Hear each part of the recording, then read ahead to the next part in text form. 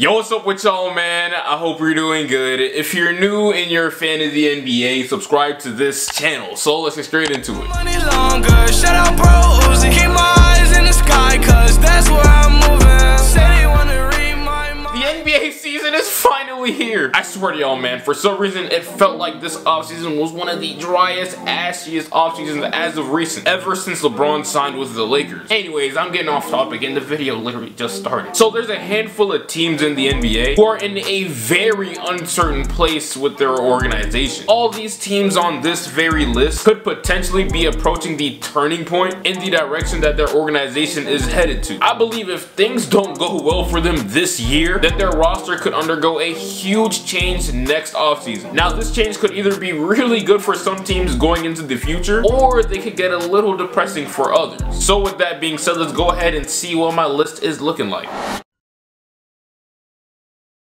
The Toronto Raptors, of course, are a part of this video. They just traded a super loyal star whose heart was with the city for someone who is a superstar. He's an even better player, in fact. But it's unclear where his heart is at, or if he even has one at all, because dude plays with zero emotion out on the court. He's really weird. He plays with passion and gives 100% on both ends. You could tell by just watching him play. But you'll never ever see him scream, show frustration, or anything. Anyways, when the Raptors made that unexpected move, the immediate reaction from most of us was worryful.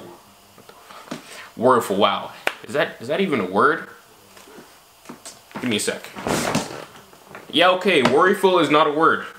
We were really worried about the Raptors because they traded for a dude whose intentions were unclear. And as we all know, this was an extremely risky move because Kawhi could just easily dip after just one season. And if that was to happen, yikes. That means that they will definitely not be looked at as one of the top tier teams in the NBA anymore. The Raptors these past few years have had the most success that that city and organization has ever had. Toronto is consistently good every year. And now with the addition of Kawhi Leonard and Danny Green and the subtraction of DeMar DeRozan, I'm gonna say it right now, this is the best team that they have ever had. In my opinion, the only team in the East that stands in the way of the Raptors from making the NBA Finals are, of course, the Boston Celtics. Other than that, I cannot see anyone standing in their way. Hey, I already know I might catch some heat from some Sixers fans, but I said what I said. So if Kawhi decides to stay in Toronto after this year, then all would be good. But if he decides to leave, that would be brutal. They would then be left with a 33-year-old Kyle Lowry, a 29-year-old Serge Ibaka, Jonas Valanciunas, and then a whole bunch of other young good players. Now, if you're really thinking about it, losing Kawhi wouldn't absolutely be the worst thing ever, because without him, Toronto still has a pretty decent team. One of the things that might suck for the Raptors would be, you know, the hype.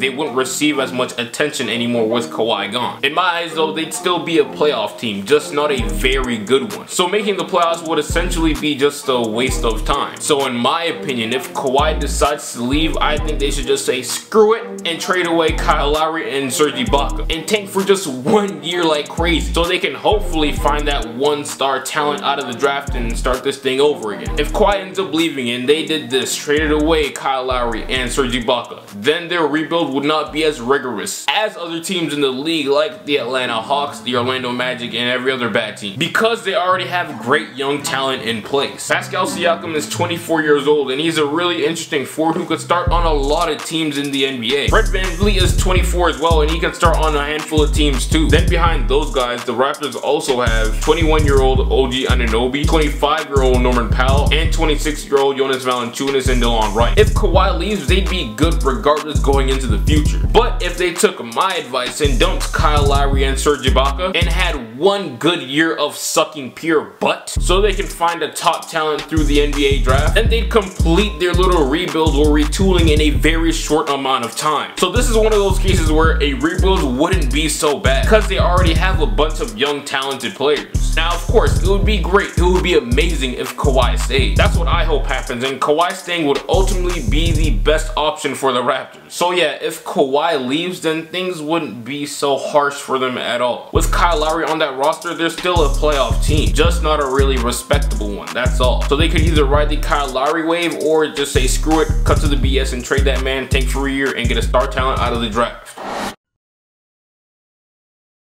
The New Orleans Pelicans. Now, this shouldn't be too hard to explain. As time goes on, Anthony Davis is only getting older. He's 25 years old right now, I believe. And this is the third, maybe even fourth time that his team has gone through a makeover. Over the years, so many players and major pieces to this team have moved in and out of this organization. I remember when Anthony Davis used to play with Ryan Anderson, Eric Gordon, and Tyreek Evans. Those were the dudes who were originally surrounded around Anthony Davis. You know, when they first started to get good a little. And then things happen and change and they end up with Buddy Hield and Drew Holiday still. And besides that, they just really have a bunch of trash around them. And then of course, last season they went through the Rondo and DeMarcus Cousins phase. And here we are now. Nikola Mirotic, Julius Randle, and Elfrid Payton. Those are the guys that are backing him up, and that's his supporting cast. Now, I don't know about you guys, but to me in that organization, there is no such thing as consistency. There's a whole bunch of player movement all the time. If some of you guys watched my last vid, as I said, I think Anthony Davis is going to lead them to the playoffs. But you know, just because I say that doesn't mean that they'll actually do it. It's very possible that they do. Didn't they just smack the Rockets a couple nights ago? This team is pretty decent, but it's not a guarantee that they make the playoffs this year. AD himself pretty much knows that his time in New Orleans may be coming to an end soon. There is no way in hell he does not realize how garbage his front office is. He hears all this outside noise. Many are saying that he's just another Kevin Garnett. Hold on, not talent-wise, because AD is much better than that man, but in a career storyline aspect. Good player, he's a great player, he's a superstar. But what's stopping him from cementing his name along with all the other greats in history is his poverty franchise. Recently, as much of us know, he just fired his agent, and he now shares the same agent as LeBron. You already know what I'm about to say, man. Pelicans fans, it's the truth. If the Pelicans don't make the playoffs this year for whatever reason, you know that your time has come. He might end up requesting a trade next summer to Los Angeles, and specifically to the Lakers. Now I can already see the comments. Oh my god, y'all think everybody wanna play with LeBron? Bro, shut your dumb ass. You know what, just watch this clip right here, alright? I had the sleeve, 23, like everything. His shoes, just LeBron this, LeBron. This man AD is a LeBron James fan himself. Anthony Davis said that he supported him, he has all his shoes and everything. So that means he witnessed what LeBron went through in Cleveland and how dirty the front office did LeBron. Surrounding him with trash his first year in Cleveland, the disrespect. AD is going through the same thing right now. So if the Pelicans don't end up making the playoffs this year in the crowded West, then it's wraps. And I'm predicting that either next summer or the summer after that, he will be in a different city representing a different logo across his chest. And maybe that logo is the color purple and gold, who knows? So with all of that being said, if the Pelicans do not make the postseason this year, or if they do and they get destroyed in the first round, then it very well could be over for them. And they might have to go through the tough process of finding another star player all over again. Because they wasted time and lost out on their opportunity with Anthony Davis. Anthony Davis, he has what it takes to be one of the greatest power forwards of all time. I think we can all agree on that. He even knows that himself, but sheesh, I'd even go as far as saying that he has the potential to be the greatest power forward of all time. The only thing that's holding him back are those bums up there in the front office. The Portland Trailblazers. So Portland, what the hell did they do to get better this offseason? Tell me. Someone please tell me down below in the comments. Unless my eyes are jacked up and my dyslexia is in full effect right now, I don't see any real improvement with this roster, bro. So while the Blazers stayed the same or got a bit worse, every single team in the Western Conference got better. How the hell can anyone expect them to make the playoffs? Why did I see all these comments in my last video talking about some Portland? Where are the Blazers? You forgot about the Blazers. No, trust me, my boy, I did not forget about them. Portland did not make any improvement with their roster. Yeah, they still do have Dame and CJ McCollum, two great star players, but after that, what else do they have? Yusuf Nurkic, okay, he's solid. Al-Farouq Aminu, okay, he's straight too, but what about Ed Davis, Pat Connaughton, and Shabazz Napier? I'm not over here on this platform running around screaming that the Blazers will not make the playoffs this year for no reason. These dudes lost a handful of quality role players, and now they're relying on a bunch of unproven, really young players like Gary Trent Jr., Caleb Swanigan, Zach Collins, and Wade Ballman to assist Dame, CJ, Aminu, Maurice Harkless, and Nurkic. Look, I don't know what Portland is trying to do. They are a small market team, and trading CJ or maybe even Dame if they want to go that wild may be too risky for them. But if they legitimately want to try to win and reach an NBA championship one day, then they're going to have to trade away either CJ or Damian Lillard just so they can improve their roster. But you know, if that organization is just trying to ride things out, make this cash, get to the bag real quick, and milk as much as possible out of Dame and CJ while they're in their prime, then they'd be just mediocre. Now, some viewers watching this right now may try to rebuttal this just because the Blazers were the 3rd seed last year and won 49 games in the West, which is true, they certainly did. But my dude, if you really paid attention to the standings, you'd notice that there were only like 3 games, I believe, ahead of the 9th seed. That is not a huge separation at all. I believe that Portland is starting to see the end. The Dame and CJ era has been extremely fun to watch, but like, if they're trying to win and improve their roster, then they'd end up trading CJ for another star, or at least someone who actually complements Dame even more. But hey, if I'm wrong and the Blazers make the playoffs, then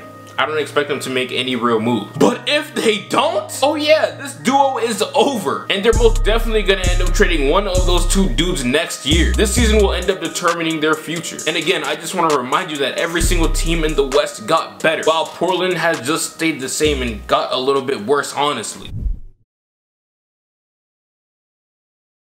The Washington Wizards. Good lord. On paper, alright, this is the best team the Wizards have ever built around John Wall ever. They now have a very respectable bench that consists of players like Kelly Oubre.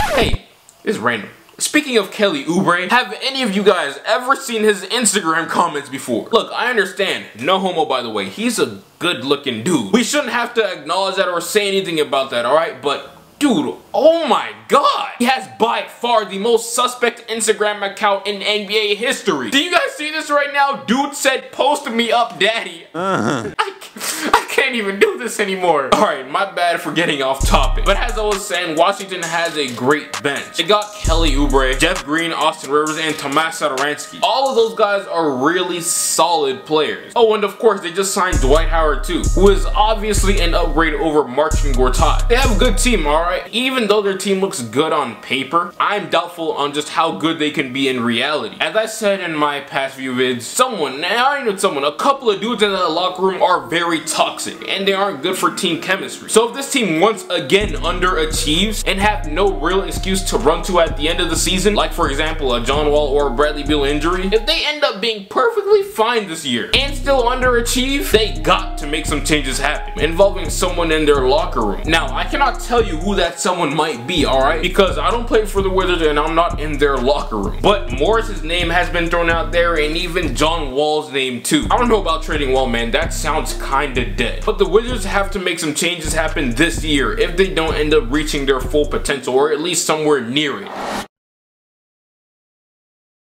The last team on my list are the Charlotte Hornets. I'm gonna make this kinda quick. This season is Kemba Walker's contract year. I'd say depending on how good or bad the Hornets are doing towards the midpoint of the season, it could potentially end up moving him and start this long overdue rebuild. So this is the end of the video. I believe that this year will be extremely critical for the Raptors, Blazers, Pelicans, Hornets, and Wizards' future. If things don't go right for these teams this offseason, expect some major changes to happen next summer. Or maybe even this year if things get out of control. Let me know what you guys think about my list. Are there teams that don't belong here? And do you think that there are certain teams that do belong here but aren't here? Let me know all of that in the comments. Make sure you leave a like. I want 4 of them things, 400 likes. Share this video. I really appreciate you for spending your precious time supporting me and my dreams, and I get right with you. God damn it. No way, remember back when I couldn't get a play, no home, I ain't have a place to stay, I got to work, made the surf, free the way, told my girl who'd ever